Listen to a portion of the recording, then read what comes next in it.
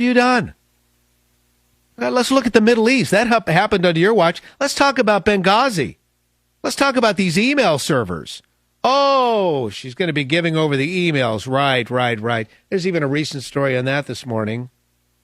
A federal judge issued an order today requiring the State Department to make public batches of former Secretary of State Hillary Clinton's emails available every 30 days starting next month. The State Department wanted to do it every 60 days. There was a guy who was suing, wanted it every 2 weeks, so they split the baby. It's every 30 days. But here's the deal. She's handed over 55,000 emails. She's deleted 55,000 emails.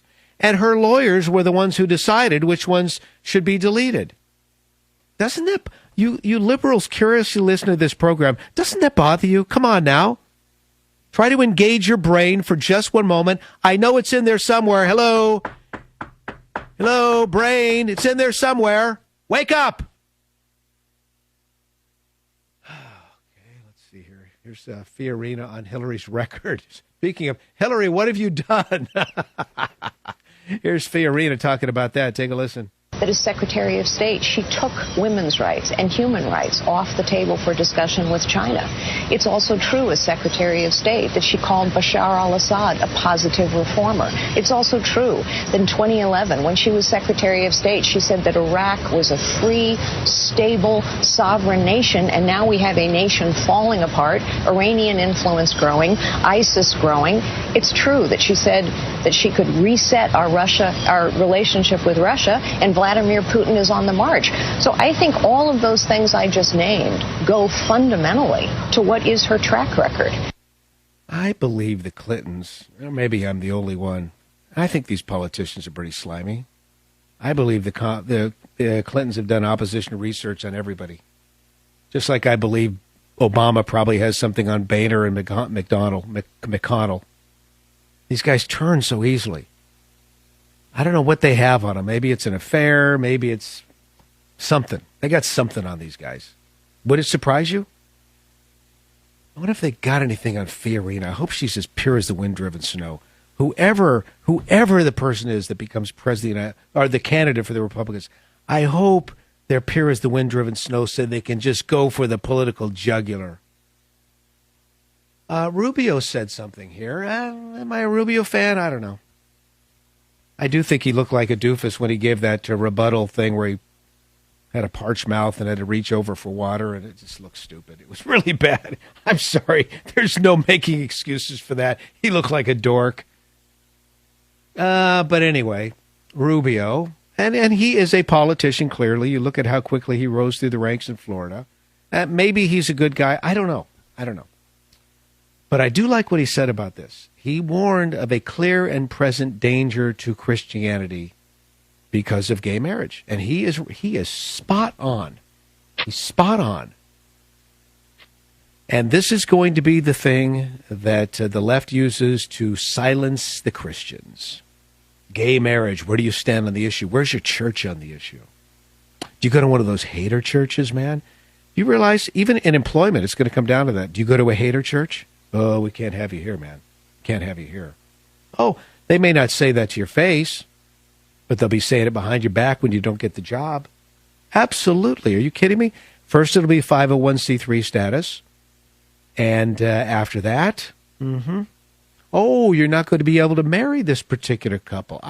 This particular couple can't be a part of the membership of your church. Oh, well. No, Rubio's right. Clear and present danger to Christianity. And then you've got the story that the producers of The Savage Nation gave for me, Brian Sussman filling in. And this has to do with the Vatican calling Ireland's vote for same-sex marriage a defeat for humanity. So this was a referendum. 62% of the voters came out, pun intended, came out in favor of marriage equality for gays and lesbians. Gays and lesbians. So this Vatican guy says, I was deeply saddened by the result. This is Cardinal Pietro Parron. I was deeply saddened by the result. You cannot just talk of a defeat for Christian principles, but for a defeat for humanity. Okay, well, I'm curious. You know, the Irish, do they get offended by the Notre Dame Fighting Irish little guy, their mascot? Because everybody's up in arms about this Redskin stuff. Do they get upset about the Fighting Irish? I don't see anybody protesting. You look at that little guy, it's a character of an Irishman. He's a little midget. He's got his fists up. He looks drunk. Kind of looks like a leprechaun. Do they get upset about that? I'm just curious. No, of course they don't get sad. But what is everybody so touchy-feely these days? Let's go to the lines here, if we may. This has been an intriguing one. We need to keep Bill in Idaho on hold for just a moment because he's talking about being a conservative anarchist. I think we'll need a little more time to tap into his brain on that one. Can we quickly go to Keith at WABC? Keith, we were talking about this outlandish trade, 5 Taliban generals for a deserter named Bo Bergdahl. The Taliban guys, their 1-year travel ban is about to come to an end, and this administration is making us believe that, oh, don't worry, these are reformed characters. They're just going to be playing pinochle over there in Yemen. You don't have to worry about them. Go ahead, Keith. Talk to us from WABC. Yeah, I wanted to get into the comments that our pusillanimous dictator fool made, the president, when he let them go, this exchange take place. You got the Muslim wannabe deserter. And, I always laugh at the comment his father knows he can't speak English right now, so we can't come up with such a nonsense. That was so bizarre. So then the dictator says, this is what happens when wars end. Hey, fool, what war ended? Just tell me what war ended there, because I still see terrorism all over the place. I forgot about that. This is how wars end. Good comment. The war is hardly over. And his comments over Memorial Day, making it sound as if, we've packed up and gone home. We still have 10,000 guys in Iraq and Afghanistan right now. And we're still flying missions, supposedly to kill ISIS. All right. Savage Nation. MichaelSavage.com. The book, of course, that's out right now, Countdown to Mecca. It's in stores. And Brian Sussman filling in on this, The Savage Nation. Join the Savage Nation. Call now, 855-400-SAVAGE, 855-400-7282. Savage. My Savage Nation is sponsored by SwissAmerica.com. It's the only company I trust to protect my wealth. Call 800-BUI-COIN. Brian Sussman filling in for Michael Savage. This is the Savage Nation, 855-400-SAVAGE, 855-400-7282. Well, this took place today. Obama has claimed dominion over all of America's streams, creeks, ditches, brooks, tributaries, wetlands, even puddles. This is a sweeping move to assert unilateral federal authority once again via the Environmental Protection Agency, along with the Army Corps of Engineers. They now have authority to control all waterways within the United States, and they will exercise that authority. We're finalizing a clean water rule to protect the streams and the wetlands that 1 in 3 Americans rely on for drinking water, says Gina McCarthy. And we're doing that without creating any new permitting requirements and maintaining all previous exemptions and exclusions. Folks, this is absolute eco-freak. This is eco-tyranny. This is eco-tyranny. They're taking over. That means water on private properties. Oh, that means groundwater. Oh, sure, groundwater. This is a takeover. This is a totalitarian move with green underpinnings. Now, along those green lines, it's rather interesting. A couple other stories in the news. You've got Volvo is showing everybody its self-driving car in the Dominican Republic. Have you guys seen this video? It's hilarious. Fortunately, nobody gets hurt. But all these journalists are at the unveiling of this Volvo. Hey, look at it, self-driving. Now, watch it move forward and park. All right, everybody's got their cameras rolling, got the cell phones out. Everybody's taking pictures. Nobody was behind the wheel. This thing speeds up and plows into the journalists, knocking them around like bowling pins. How nobody got hurt, I have no idea. Self-driving cars. Okay, that's why I don't trust them.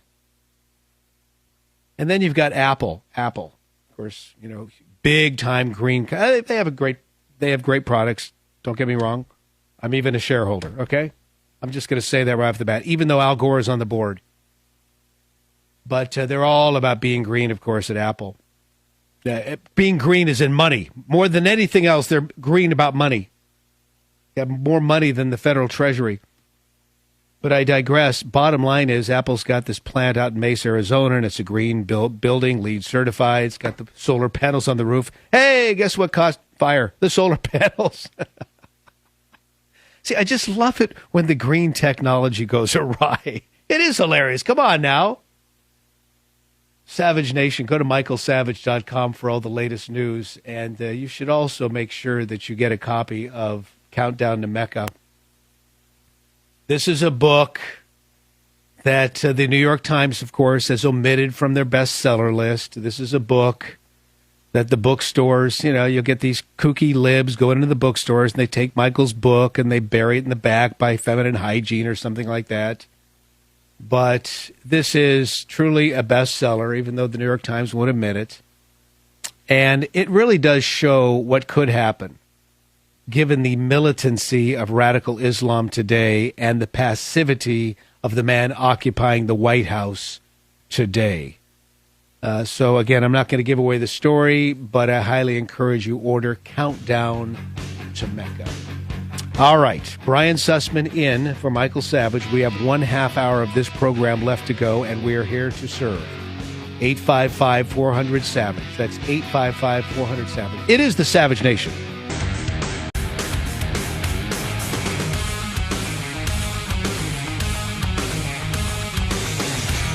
Brian Sussman in for Michael Savage here on the Savage Nation, and we are anticipating Savage to be back behind this microphone tomorrow. He made it through yesterday's program, and he's got that crud that's been going around, as many of you know, because you've had it. So the thought was lay low for a day, bring in Sussman to fill in, and then he's back tomorrow. So we hope that works out. michaelsavage.com for all of your new needs, and don't forget the book. The new thriller from best-selling author, prolific author Michael Savage, Countdown to Mecca. Bill has been holding quite a while from KBOI in Idaho. Bill, are you there? Hey, how are you, Brian? I'm doing well. Thanks for holding. Go right ahead. Hey, yeah, I'm just calling in because there are some comments on anarchism in the last... Well, yeah, in fact, we should probably reset. We were talking earlier about anarchy, and we had a conversation about what's happening in this country, and we had a couple of callers defending the president and a couple of callers defending these miscreants that are on the streets violating the laws, and we had cops calling in saying, listen, when somebody's violating the laws, we have to enforce the law. So anyway, Bill, we were talking about anarchy, just to reset the table for listeners who were just checking in. Right. So the comments you guys made, I don't disagree. By the way, but the thing is, there's three schools of anarchism. There's anarcho-communism, which that's what a lot of people would have pinned this president on. And then you have anarcho-syndicalism, which is more like, praise the unions. But there's a third school that's not very well talked about because, the left sees it as kind of a threat to what they want, which is called anarcho-capitalism, and that's what I am. I consider myself an independent conservative. That's why I'm a huge fan of the Savage Nation. But anarcho-capitalism is a little different because we promote true laissez-faire capitalism, and we're not anti-law. See, that's the difference between an anarcho-communist and an anarcho-capitalist.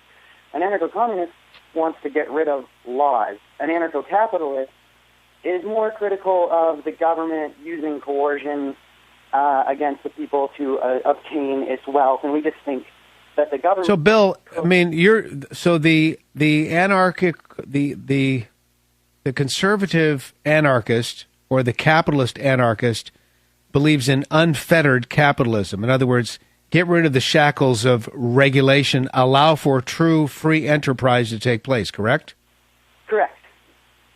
I'm for that. I will tell you, Bill, I am for that, and so are our listeners.